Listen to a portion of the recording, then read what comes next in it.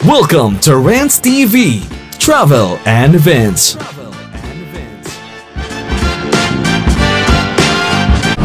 Hi guys, nandito po tayo ngayon sa Binondo in Manila. Please samahan niyo po akong mag-update dito sa ongoing restoration ng Juan Luna Building.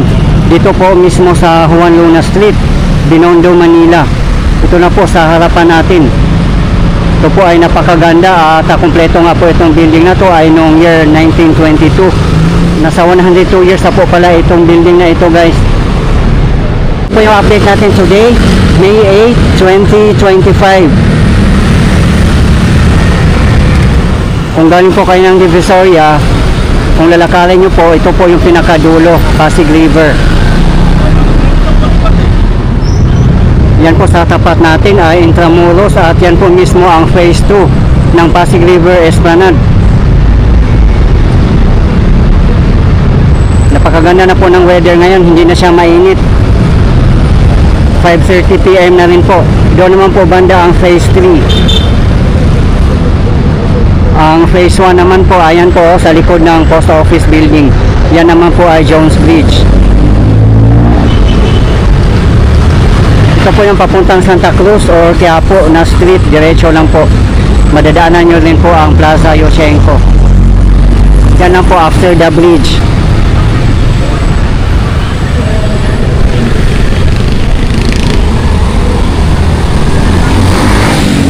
Ayan po ang the iconic Binondo Intramuros Bridge.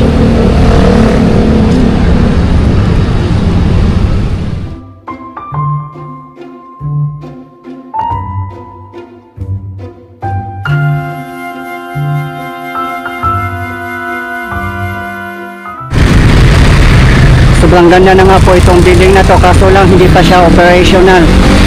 Marami pa po sigurong kulang dito sa loob.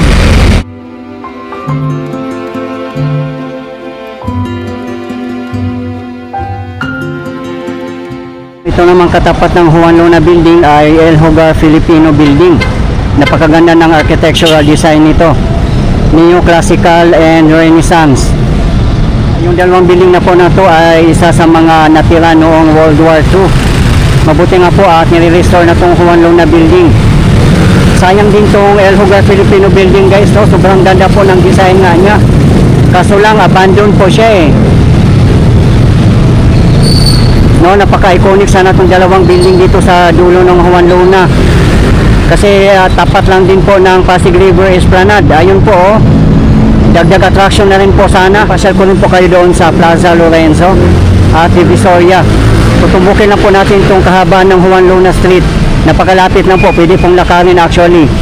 Or kung gusto nyo namang sumakay, marami naman pong pwedeng sasakyan. May jeep at mga e-trike.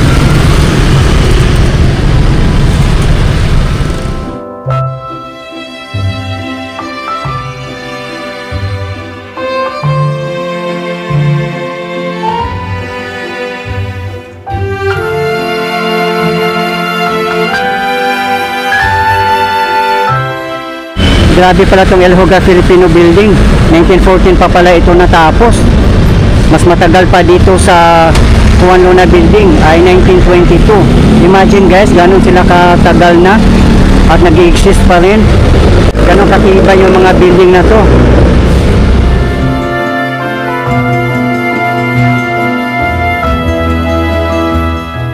Dito po tayo ngayon sa Chinatown, dito sa Plaza Lorenzo.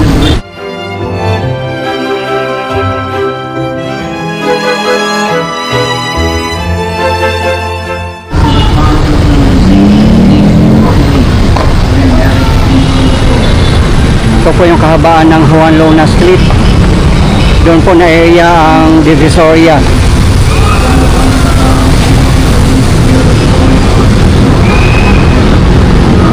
Ayan po ang kahabaan ng Ongpin Street.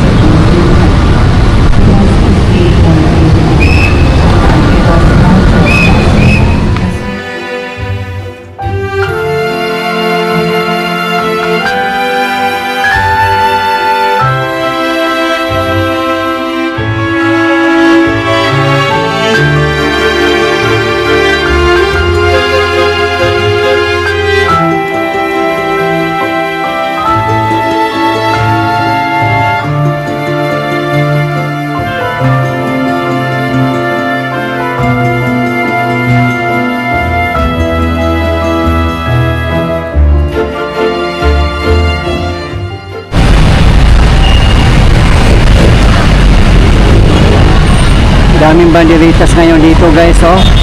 Parang fiesta. Makulimlim ngayon at maulan-ulan na.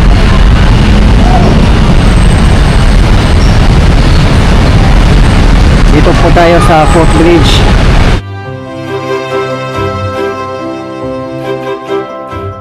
Ayan po ang Dragon 8. Ito yung kahabaan ng CM Recto Avenue. Ayan, grabe, sobrang dami na pong tao ngayon, no? 5 PM na po kasi. Ayan po sa tapat natin ang 168 Mall.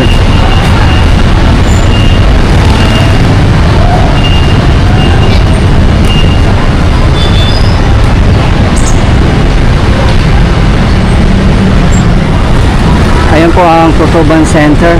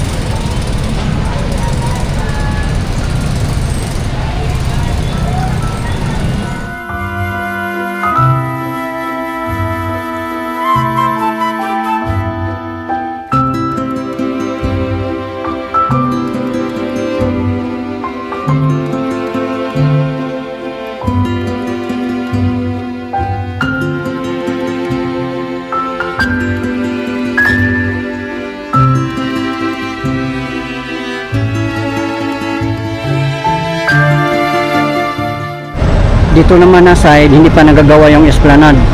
Ayan, no? Maganda sana kung matatapos na po ito kasi sa kabilang side ay tapos na po eh.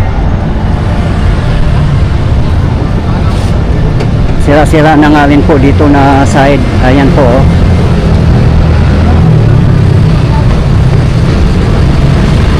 Yun na nga, kabilaan naman po yung Pasig River Esplanade eh.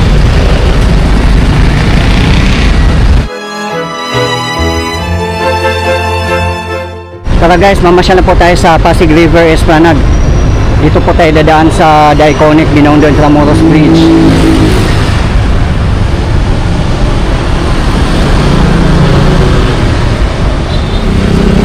Yan, dito na po tayo guys sa Binondo Intramuros Bridge.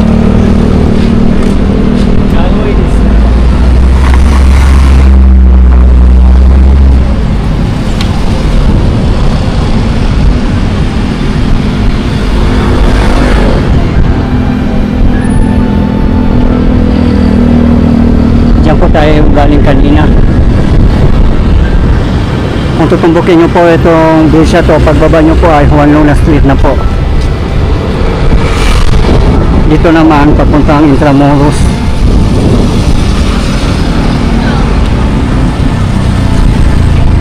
Ito po yung kahabaan ng Soriano Avenue. Ito yung main road ng Intramuros.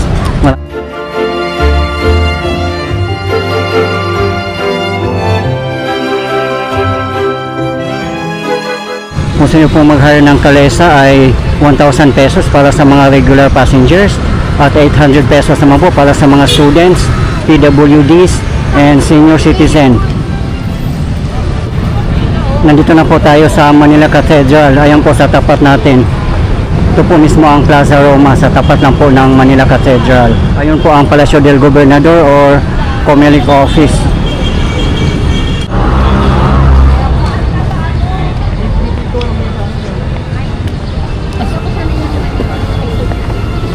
Dami ding tao na ngayon. Ayan po, oh. Ayan po ang Plaza Roma. Maraming pong nagsasabi na sana ma-rehabilitate ito yung Plaza Roma.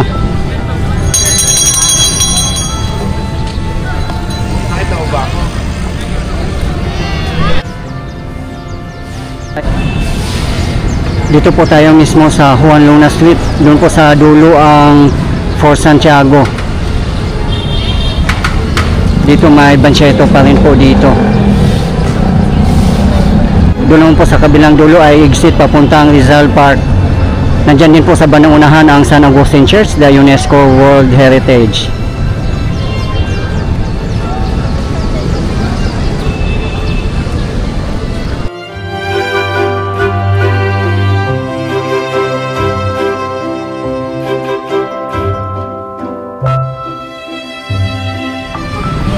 Tara guys, pasyal na tayo sa Pasig River Esplanade. Dito po tayo dadaan sa Soriano Avenue. Walking distance lang po, sobrang lapit lang pong lakarin. Dito nga po sa kahabaan ng Soriano Avenue, marami pong makakainan dito. Ayan po sa tapat natin, KFC, Chowking, Greenwich. At doon sa bandang dulo ang Max at saka Jollibee. Doon po sa bandang dulo ang Jollibee, pinakamalapit sa Pasig River Esplanade. Diba guys, nakita nyo napakaganda ng mga architectural design ng mga building dito. Similar po doon sa El Hogar Filipino Building and Juan Luna Building.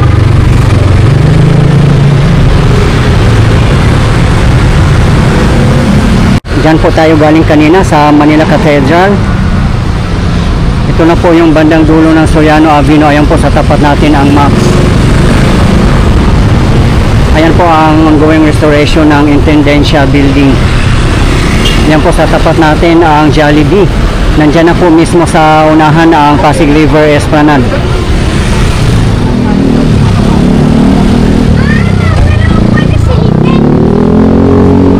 Ayan po ang Jollibee. Ito po ang Binondo Intramuros Bridge. Ayan na po ang Pasig River Esplanade.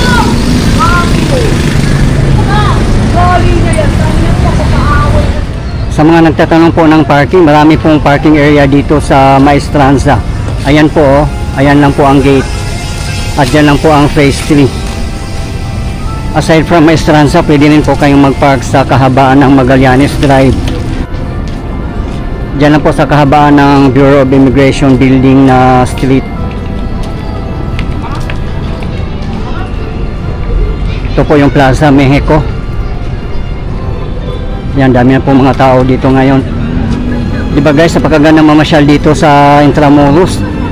At sa tapat na natin Binondo, grabe, panalo yung historical site talaga dito. At unti-unti na nga po nilang nire-restore yung mga sinaunang building.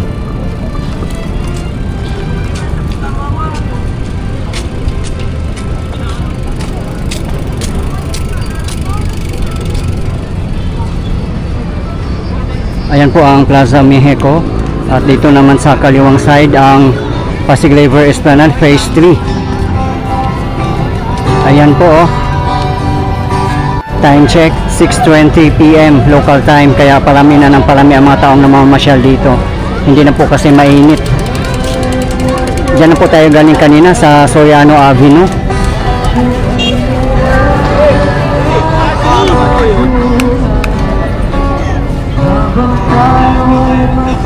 Ayan po ang Alfresco Dining.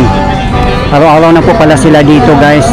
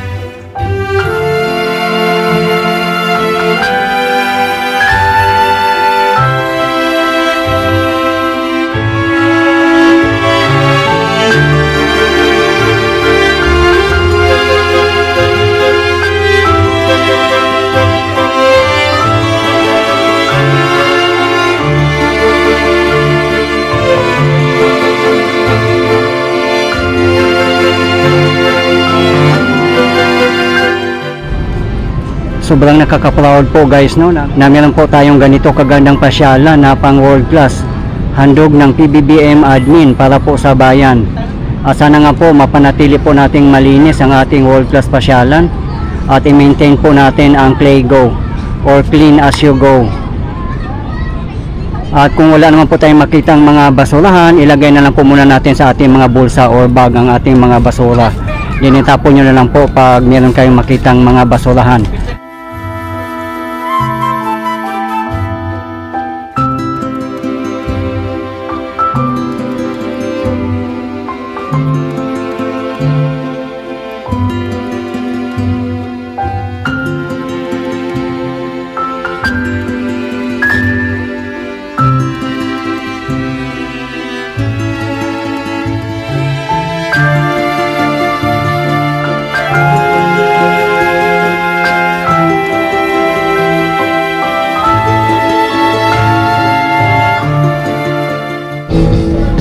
Sa tapat po natin ay Binondo, di ba guys? Napakaganda din ang Binondo. Nagsisitaasan na po ang mga building.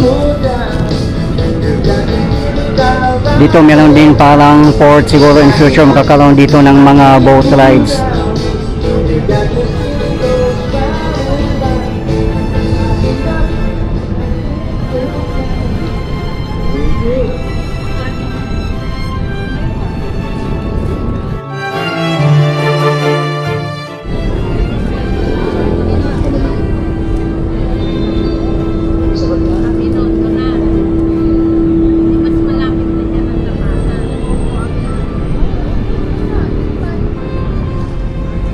Dito na po tayo sa gate ng Fort Santiago. Ayan po sa tapat natin. Ang entrance fee po ay 75 pesos para sa mga regular visitors at 50 pesos naman po para sa mga students, PWDs and senior citizen.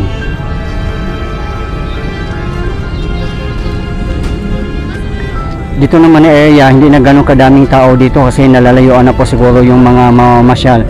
Lalo na po kung galing kayo ng phase 1. Doon po sa Loton, sa may likod ng post office building. Dito na po tayo sa pinakadulo ng phase 3. Perfect po talaga dito mag-jogging, walking, biking. Kasi ito yung pinaka-spacious na esplanade.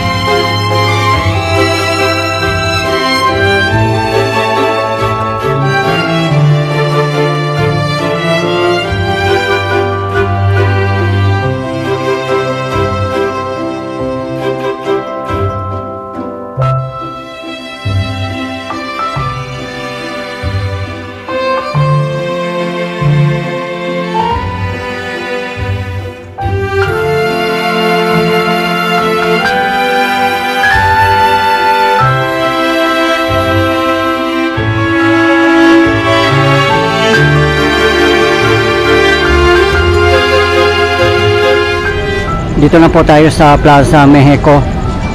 Ito po yung ambience pag gabi. Doon po tayo galing kanina sa phase 3.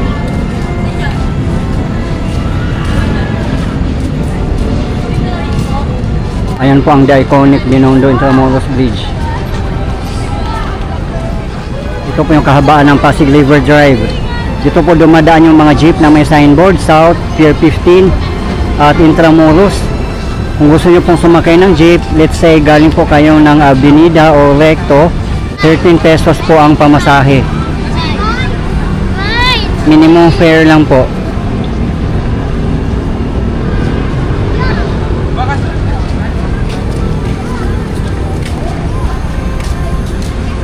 Tara guys, punta na po tayo sa phase 2. Ito po yung kasunod.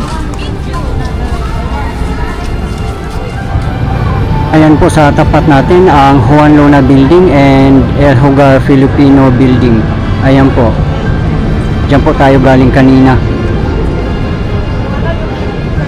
Dito na po tayo mismo sa phase 2. Dito po tayo sa ground level. Sarado po ang viewing deck kasi for upgrades daw po.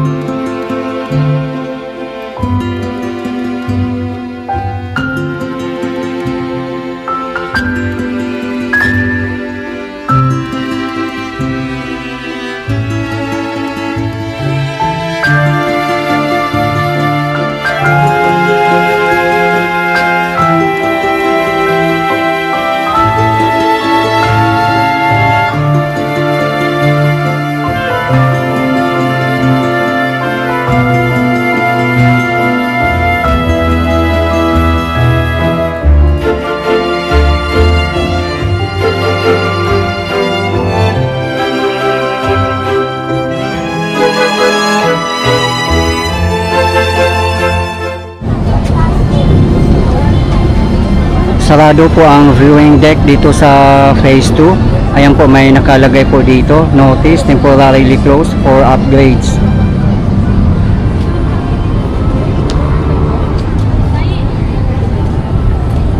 Ganun pa man, marami pa rin pong tao na mamasyal dito. Ayan, pasyal po muna tayo sa phase 1. Dito po tayo dadaan sa ilalim ng Jones Bridge.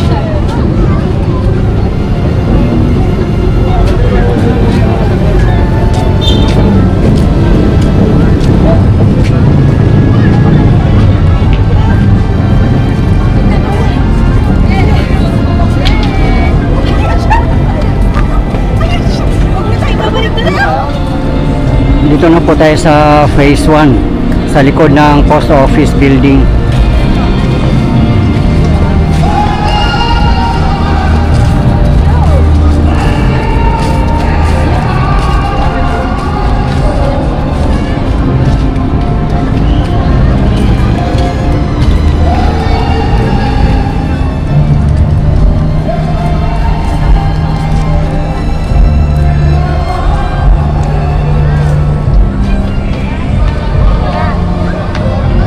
Ayan po ang post office building na hanggang ngayon hindi pa rin na-restore.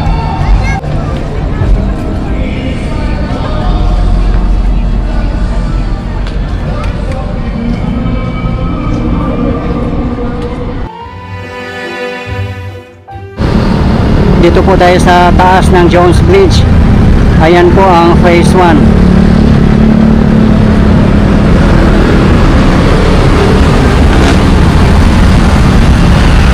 Kung didiretsuhin po natin to ay papuntang Chinatown, Binondo, Recto, Quezon City at iba pang mga lugar. Ayan po sa tapat natin ang phase 2 at phase 3. Yan po ang Loton at Intramuros pagbaba natin dito.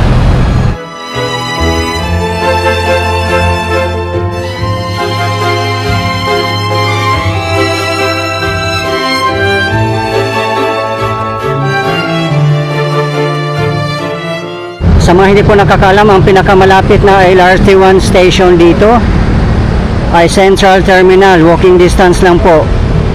Diyan na po kayo dumaan sa Loton Underpass. Dire-diretso na po yan papunta dito sa Pasig River Esplanade. Guys, ito po yung latest update natin ngayon dito sa ongoing restoration ng Juan Luna Building dito po sa Binondo in Manila. As of today, May 8, 2025. Maraming salamat po sa patuloy ng support at panonood ng aking mga videos. I really appreciate po. At hindi po ako magsasawang i-update kayo, lalong-lalo na po sa mga government infrastructures. Mabuhay ang Pilipinas! Okay guys, thank you for watching and keep safe everyone.